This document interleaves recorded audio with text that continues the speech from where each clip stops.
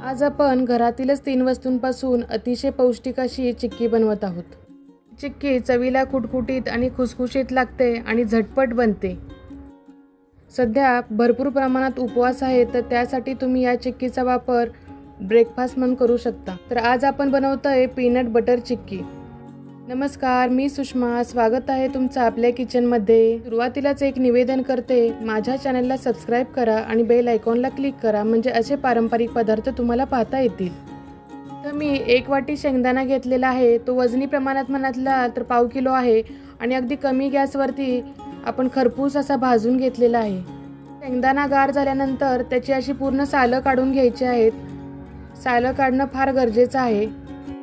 आणि असे चोळून शेंगदाणे झाल्यानंतर चाळणीनं आपण चाळून त्याची फोलकटं काढून घेणार आहोत. आणि त्याचे जी नाकं असतात शेंगदाण्याचे ते सुद्धा काढून घ्यायचे आहेत, कारण त्यामध्ये थोडासा कडवटपणा असतो. शेंगदाण्याची फोलकटं राहिली तर आपण जे पीनटचं बटर करणार आहोत ते व्यवस्थित होणार नाही. मध्ये मध्ये त्याची सालं लागणार आहेत, म्हणून सालं पूर्ण काढून घेणार आहोत पूर्ण. अशा पद्धतीनं आपण शेंगदाण्याची सगळी फोलकटं काढून घेतली आहेत. तर आता आपण मिक्सरच्या भांड्यामध्ये शेंगदाणे पूर्ण वाटून घेणार आहोत. शेंगदाणे कुठंपर्यंत वाटायचे तर जोपर्यंत त्याला बटर सुटेल नाही तोपर्यंत आपण त्याला वाटत राहायचं आहे.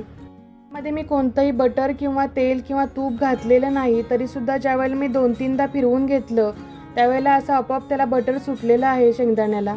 पाहू शकताय तुम्ही किती तेलकट आपल्या शेंगदाण्याचं वाटण झालेलं आहे ते. त्याच पद्धतीनं जे विकतचं पीनट बटर मिळतं ते बनवलं जातं. साधारण हे वाटण मी 4 वेळेला चमच्यानं हलवून फिरवून घेतल्यानंतर असं पीनट बटर आपल्याला मिळालेलं आहे.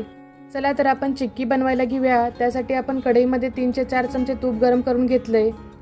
जेवढा आपण शेंगदाणा घेतला होता तेवढंच गूळ आपण त्यामध्ये चिरून टाकलेला आहे. पाव किलो शेंगदाण्यासाठी पाव किलो गूळ प्रमाणात बरोबर आहे. कोणतीही चिक्की करताना प्रमाण फार महत्त्वाचं असतं, नाहीतर चिक्की बनत नाही. या गुळामध्ये आपण कोणतंही पाण्याचा वापर करणार नाही आहे. इथं मी तुपामध्येच गूळ वितळवून घेतलेला आहे.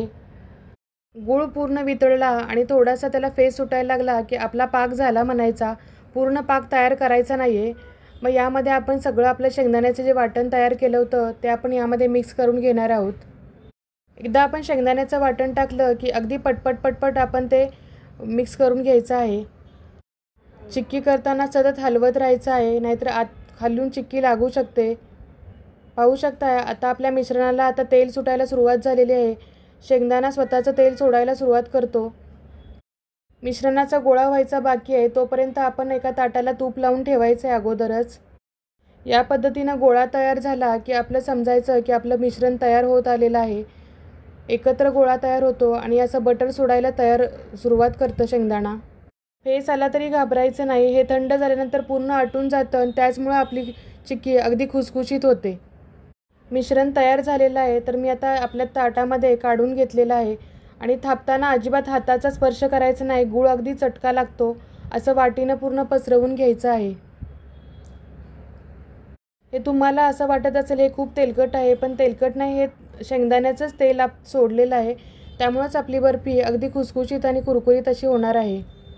चिक्की गरम असतानाच त्याचे काप काढून घ्यायचे आहेत, कारण की गुळाचा पदार्थ आहे, नंतर त्याची चिक्की पडणार नाही.